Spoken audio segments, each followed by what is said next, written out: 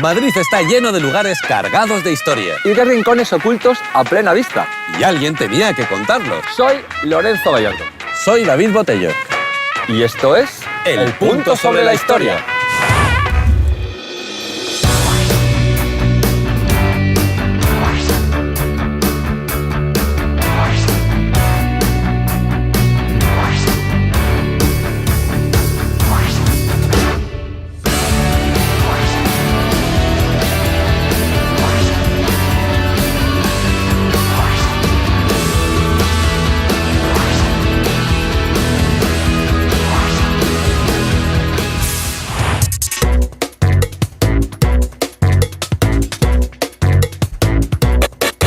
Hoy vamos a pedalear por la historia que hay en los alrededores de Santa Bárbara y la calle de Almagro. Esta ha sido siempre la plaza de Santa Bárbara porque aquí estaba la puerta de Santa Bárbara. Se llamaba así porque estaba al lado del convento de Santa Bárbara. Como veis, no se comían el tarro con los nombres. Era una de las muchas puertas que servían para entrar en la ciudad cruzando la llamada Cerca de Felipe IV. La cerca era una especie de murete de ladrillo que rodeaba la ciudad y servía para controlar quién entraba y salía y para cobrar impuestos.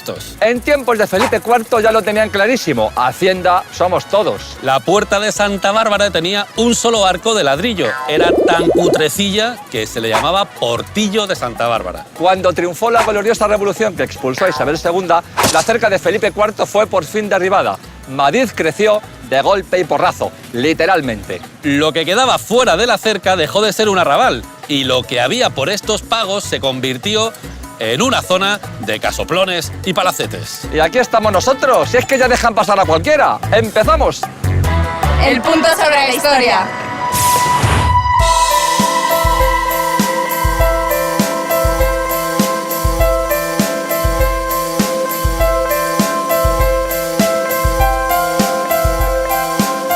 Este espacio tan desparramado, tan oblicuo y tan guasón es la Plaza de Santa Bárbara, que en el siglo XVII era un caminito de tierra. Aquí mismito estaba el convento de Santa Bárbara, una santa que ha dejado muchos nombres por todo el barrio. El convento era de los Mercedarios Descalzos. Lo fundó en tiempos de Felipe III, Fray Juan Bautista del Santísimo Sacramento. En este convento ingresó Mariana Navarro, más conocida como Beata Mariana de Jesús. Mariana era de una familia bien. Su padre, sin ir más lejos, era el peletero de Felipe II.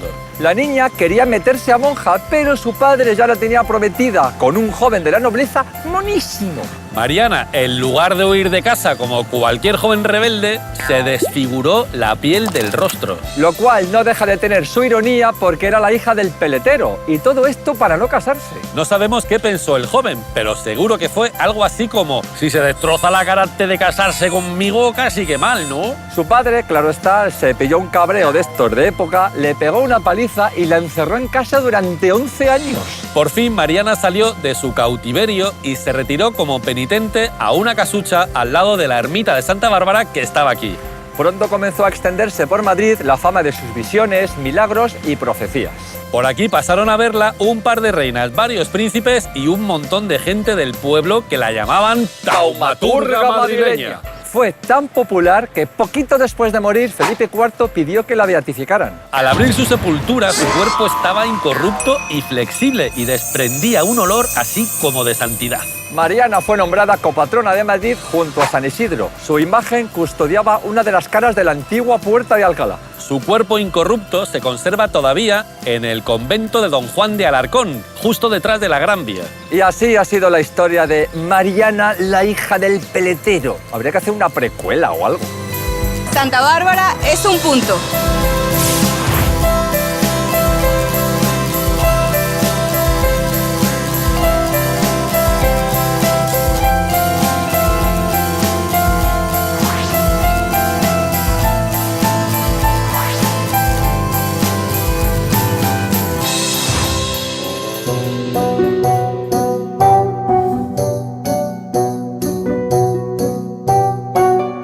Este es el el Palacio de la Condesa de Guevara, que está en el mismo lugar en el que durante el siglo XIX estuvo la cárcel del Saladero. El nombre se debe a que antes de ser cárcel fue matadero y saladero de tocino construido por Ventura Rodríguez, vaya encarguito, en tiempos de Carlos III. El Saladero fue una de las cárceles más lúgubres, siniestras y apestosas de Madrid. El Saladero tuvo presos famosos como Nicolás Salmerón, el torero Frascuelo, ¿qué habría hecho?, y el bandolero Luis Candelas. Luis Candelas pasó por aquí porque decía que la fortuna estaba muy mal repartida. Le gustaba decir que su auténtico oficio era cambiar las cosas de sitio y los dineros de bolsillo. Eso sí, sin consultar a sus dueños. No solía pasar mucho tiempo por aquí. Unas veces sobornaba a los carceleros para que le dejaran salir. Otras veces tiraba de los contactos de su chica, Lola la Naranjera, que también tenía un rollito con Fernando VII. ¡Qué ajetreo! En una de sus estancias conoció a Salustiano Olózaga, que cuando Isabel II llegó al trono era el presidente del Consejo de Ministros. A Olózaga le acusaron falsamente de obligar a la reina niña a disolver las Cortes y a convocar nuevas elecciones. Candelas y Olózaga hicieron buenas migas. El bandolero ayudó al político a escaparse de aquí, de la cárcel, y a cambio Olózaga le metió en la masonería. Dicen que a partir de entonces a Candelas se le podía ver en Tascas con una capa negra llena de símbolos masónicos. Otros liberales famosos fueron los miembros de una cuadrilla de bohemios que se hacía llamar la Antesala del Saladero. Se dedicaban a escribir artículos incendiarios. Los más molones de estos artículos eran los que les costaban unas vacacioncitas aquí en la cárcel del Saladero. Por el Saladero también pasó el cura Merino, posiblemente uno de los reclusos más famosos del momento. Era el cura que le metió una puñalada trapera a Isabel II el día que iba a bautizar a su hija, la Chata. Uno de los últimos presos ilustres fue Federico Chueca, que pasó unos días en el Trullo por participar en la Noche de San Daniel. Fueron unas protestas estudiantiles que, como suele pasar, acabaron muy mal para los estudiantes. Aquí dentro Chueca compuso unos valses para piano titulados Lamentos de un preso. Más tarde daría fama internacional a esta cárcel con su inolvidable Jota de los Ratas de la Gran Vía. Nuestra fe del bautismo la tiene el cura del Saladero. A finales del 19, la cárcel del Saladero se sustituyó por la cárcel modelo de Moncloa, que era mucho más moderna. En su lugar se construyó este palacio de la Condesa de Guevara. Actualmente es la sede de un banco. Y digo yo, ¿qué pensaría de esto Luis Candelas? La historia es un punto.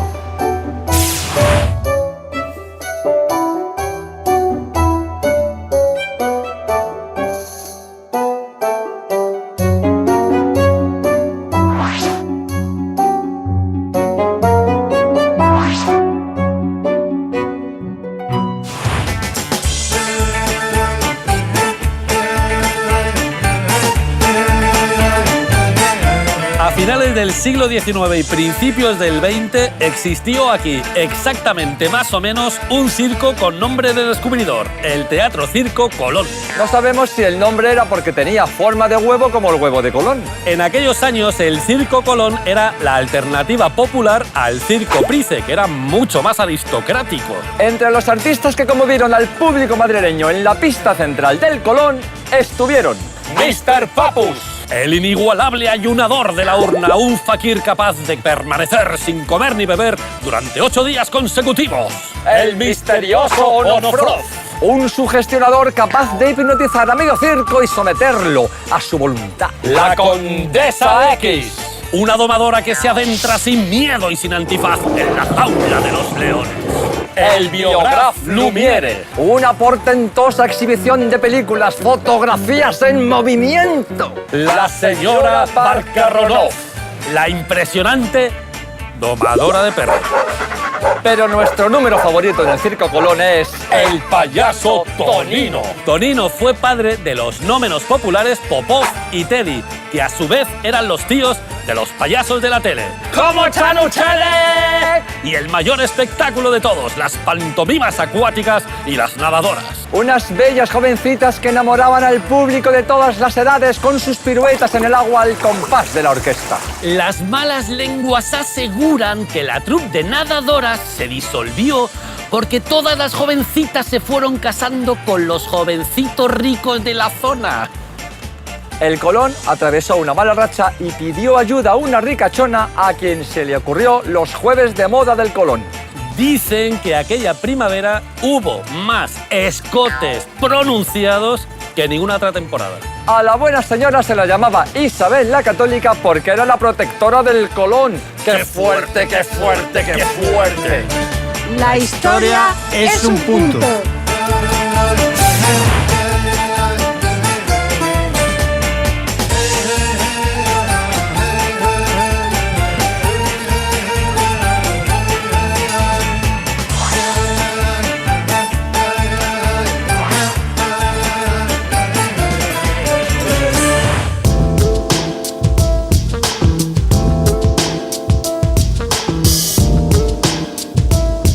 Todo esto de aquí era, en tiempos de Isabel II, uno de los primeros hipódromos de Madrid. El hipódromo de Almagro, el hipódromo de la Puerta de Santa Bárbara o el hipódromo del Paseo del Huevo. Por aquella época las carreras de caballos empezaban a ponerse de moda en Madrid. Por toda la ciudad se improvisaban hipódromos y el Conde de Cuba se montó uno muy pintón aquí mismo. Era un auténtico complejo deportivo para carreras de carros y de caballos. Tenía gradas, Pista central, cuadras cafetería y su propia banda musical que amenizaba durante las carreras. El hipódromo fue un negocio tirando a bastante reguleras y un par de añitos después de abrir tuvo que cerrar. El lugar se lo quedó la Juventud Vascongada, una sociedad que se pasaba los días festivos bailando zorcicos. Y por fin en tiempos de la Restauración murió de un ataque de especulación.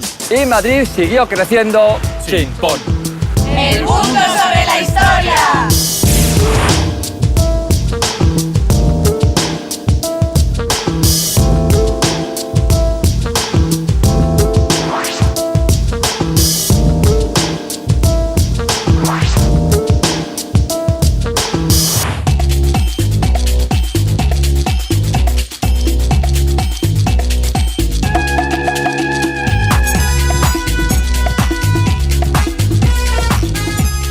Palacete de Adanero. Aquí estuvo la Casa del Abreviador y además fue la primera sede de la Real Fábrica de Tapices de Santa Bárbara que fundó Felipe V. Y bueno, con Carlos III la verdad es que alcanzó su máximo esplendor. Al principio al frente de la fábrica había una familia flamenca porque eran los que sabían del tema. Pero Carlos III ya puso a Antonio Rafael Mengs. Y fue una época brillante para la fábrica en la que además se contrató a muchos artistas españoles. Uno de ellos fue Francisco Valleu. ¿A que no sabéis quién era su cuñado? Francisco de Goya. ¿Y Valleu sabes lo que hizo? Pues aprovechó y le dijo a su cuñado que se viniera para acá y bueno, le dejó colocado en la fábrica de tapices. Por eso fue que Goya obtuvo el primer trabajo en la corte madrileña en la fábrica de tapices de Santa Bárbara.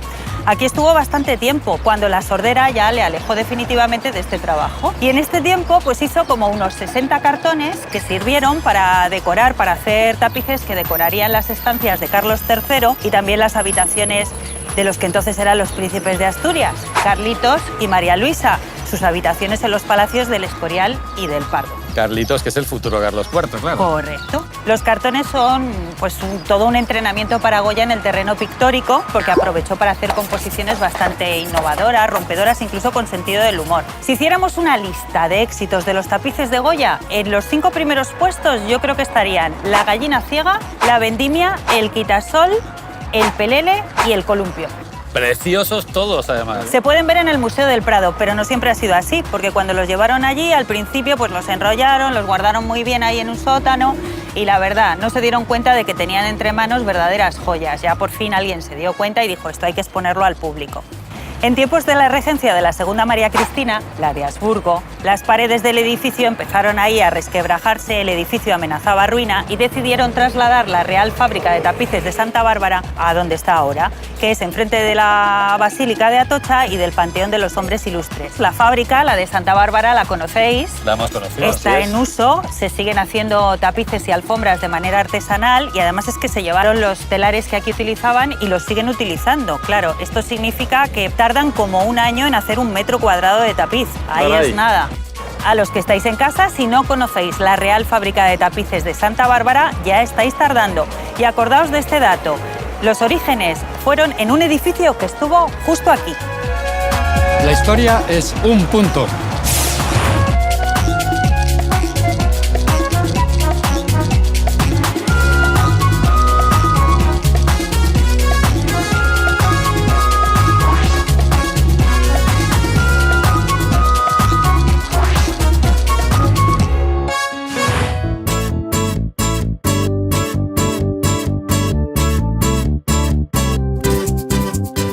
esta calle que tenéis, es Almagro. Que la mayor parte de la gente piensa que es por las berenjenas o por el pueblo, que una cosa trae la otra, pero no, es por el conquistador. Hay un conquistador que se llama Almagro. Bueno, el conquistador, hombre, yo no sé si es por antonomasia, pero un tipo formidable, una vida terrible, o sea, bastardo, niño maltratado, quería en una jaula todo el tiempo, se escapó, entró de criado en un señor de Toledo, se escapó otra vez, se marchó a Alcalá, entró de paje, se peleó con otro, lo mató de un navajazo, una cosa tremenda. Se tiene que marchar porque no queda más remedio y se va a América, claro que era la única oportunidad que le quedaba. Entonces la cosa es que él llega allí, en una zona concreta que lo que hoy es Panamá. Sienta la cabeza, gana tierras, gana una posición, se casa con una india, pero entonces conoce a Pizarro.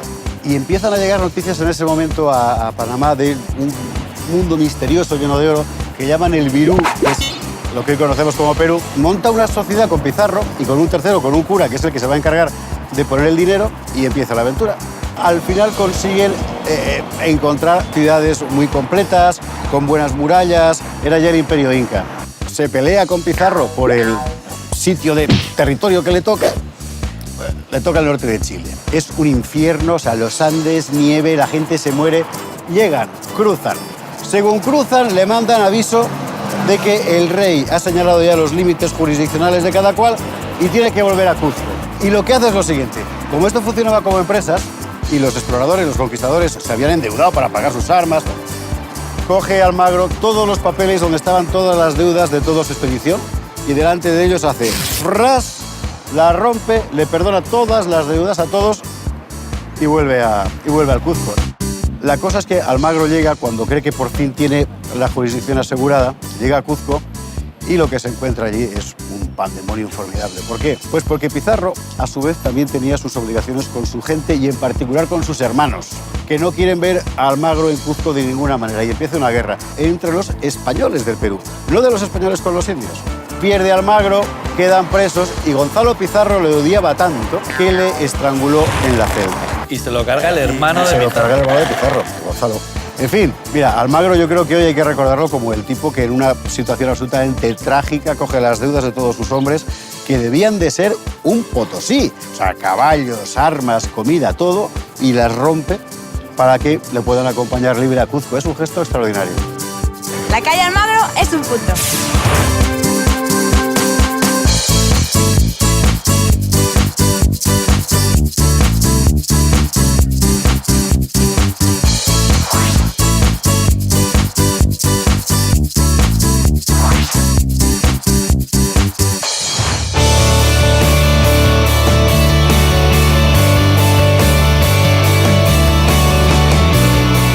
En este lugar, a principios del siglo XX, hubo un chaletito que fue la primera sede del Centro de Estudios Históricos, que dependía de la Junta de Ampliación de Estudios. Poco a poco el centro creció, cambió de sede y se convirtió en una poderosa factoría de trabajos científicos. Claudio Sánchez Albornoz, Américo Castro o Damaso Alonso dieron clase aquí, y dirigiendo el cotarro, Ramón Menéndez Pidal.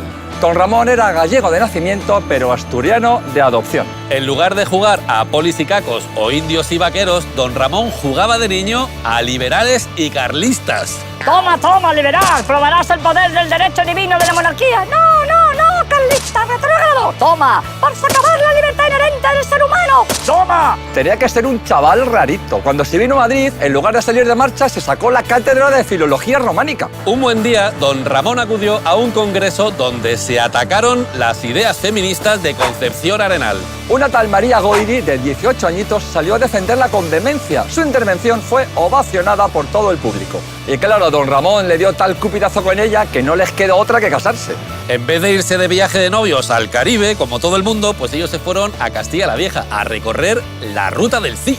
Entre besitos y arrumacos, a María se le ocurrió cantar un romance delante de una lavandera. Y a la lavandera, a cambio, se le ocurrió recitarles el romance de la muerte del príncipe Juan, el primogénito de los reyes católicos, que estaba inédito hasta ese momento. Los recién casados se olvidaron del eclipse solar que iban a ver aquel día porque ya Poco significaba para nosotros ante el sol de la tradición castellana que allí alboreaba. Don Ramón era un orador regulera, de esos tirando a aburridos. En las primeras conferencias en el Ateneo, alguien dijo: lo que valdría este muchacho si fuera andaluz. otros investigadores no pensaban lo mismo. Menéndez Pidal dice las cosas más estupendas con la mayor sencillez. Le sobraba sentido del humor. Un buen día, en una conferencia, se le ocurrió decir Shakespeare en vez de Shakespeare. Y claro, los jóvenes que le escuchaban se rieron de él. Y va don Ramón y se pone, pues vosotros lo habéis querido, chavalote. Y hizo toda la conferencia hasta el final en un magnífico y perfecto inglés. Don Ramón fue asesor histórico del equipo de rodaje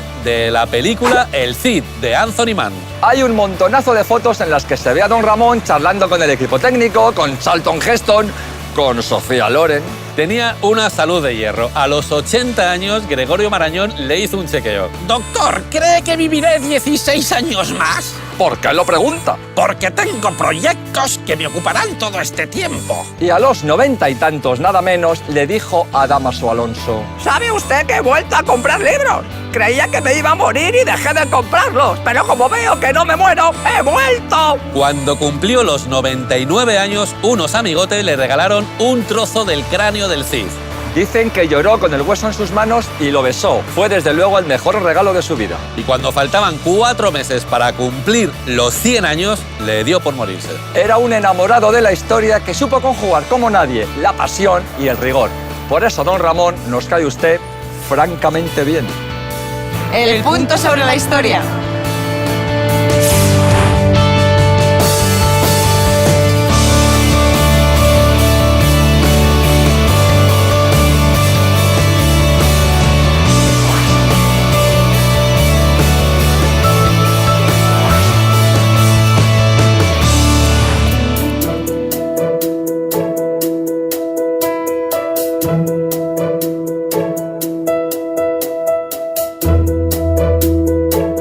Este es el Instituto Goethe, es la sede del Instituto Alemán de Cultura y aquí, bueno, puedes venir a aprender alemán o bien a empaparse de su cultura. El centro lleva el nombre de Goethe, que es uno de los artistas alemanes más reconocidos en el romanticismo. Surge a mediados del siglo XVIII como respuesta al neoclasicismo. ¿El neoclasicismo qué era? Pues era todo muy cuadriculado, muy racional, y el romanticismo todo lo contrario. Apuestan por la intuición, por la subjetividad un poco también. Se dejan llevar por la pasión, por la rebeldía y por la libertad de la Revolución Francesa.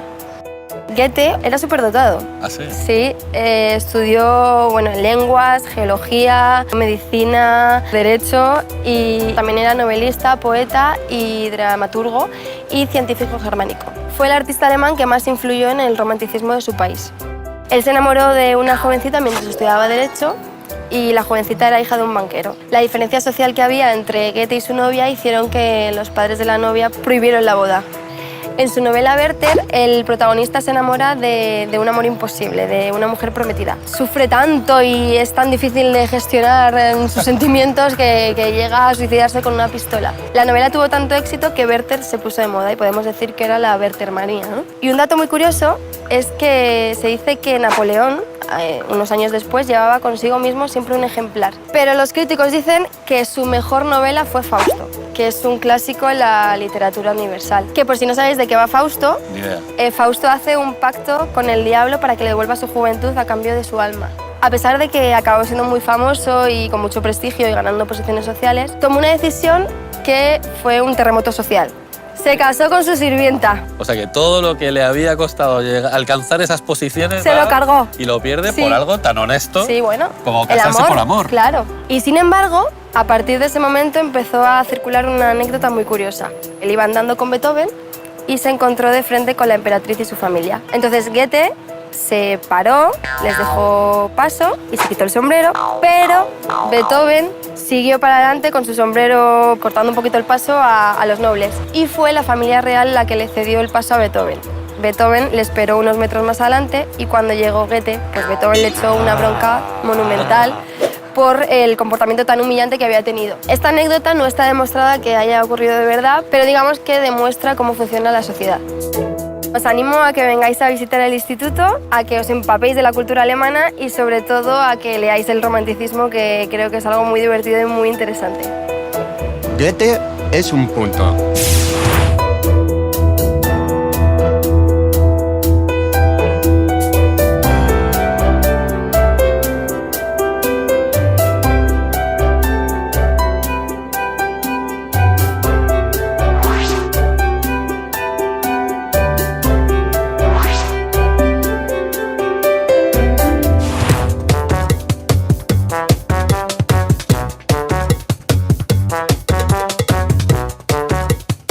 esta chocita tan despreocupada, tan salerosa y tan de color ladrillaco es el Palacio de Carlos María de Castro. Aunque el nombre de Castro no nos suena nada, los madrileños le debemos mucho. En el año 1800, Madrid tenía unos 200.000 habitantes. 50 años más tarde había alcanzado los 300.000.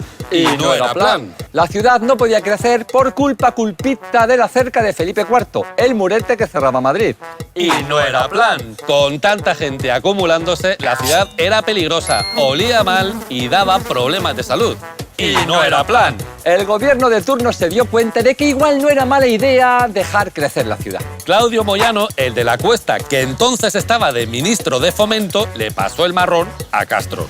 La cosa era sencilla, convertir este villorrio manchego en una ciudad moderna. Castro se inspiró en lo que había hecho Cerdá en Barcelona y se sacó de la manga un plan, el Plan Castro. ¡Planazo! Básicamente se trataba de crear manzanas regulares, perpendiculares, con calles ordenadas, muy ordenadito todo y muy guay. ¡Planazo! Para que el aire se renovara, el plan contemplaba un montón de espacios abiertos, plazas, árboles, jardines públicos. ¡Planazo! Establece calles de diferentes anchuras, 30 metros para las principales, 20 para las secundarias y 15 para las más estrechas. ¡Planazo! Enseguida se aprobó el ensanche y se derribó la cerca de Felipe IV. Madrid, por fin, iba a multiplicar su tamaño por 3. Lo que pasa es que Castro se dio cuenta de que aquello iba a ser una monumental chapuza. Las obras iban lentas. Los planes no se respetaban. El proyecto se fue alterando. Y, vaya novedad, el Plan Castro cayó enfermo de un ataque de especulación. Y no era plan. Eso sí, en la Castellana, en Salamanca y en Chamberí se levantaron los palacios, los palacetes y los casoplones de la gente pudiente. ¡Hala! Ya estáis tardando en dar una vuelta por el barrio para comprobar cómo vivía la gente de Posibles en el siglo XIX. ¡Planazo! El punto sobre la historia.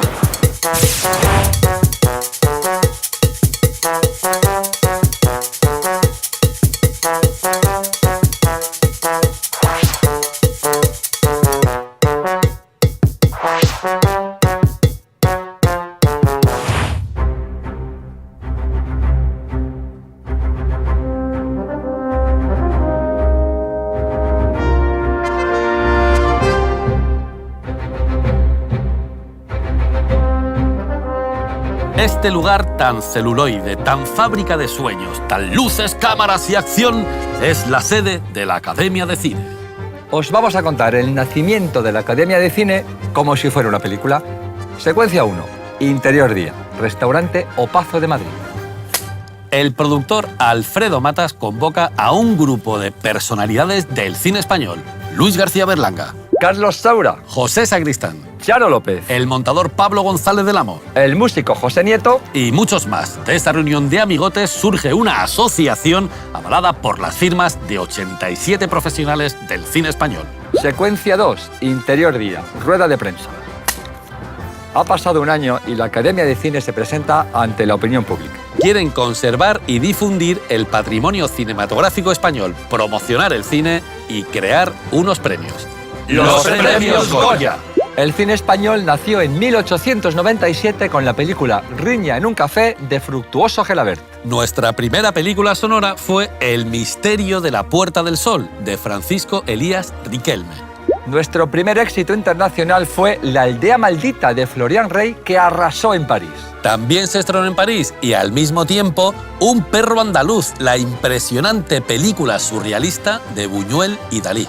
Marcelino Panivino fue la primera película española en recibir un premio internacional, el Oso de Plata, en el Festival de Berlín. Poco después surgió el trío de talentos del cine español, nuestro BBA, Bardem, Berlanga y Azcona, nuestro guionista favorito. ¡Amén! Luego llegó Volver a empezar, de José Luis García, primer Oscar a una película española. Y la explosión del cine español con Fernando Trueba, Pedro Almodóvar, Alex de la Iglesia, Pilar Ramiro, Gracia Querejeta, Santiago Segura, Alejandro Amenábar, Isabel Coixet, Iciar Boyaín, Daniel Monzón, Juan Antonio Bayona y tantos profesionales que se dejan la piel día a día para hacer buen cine español. ¡Va por vosotros! Y esto no da para más. Chotos pocos, muchas risas y el punto sobre la historia. La historia es un punto. Un saludo para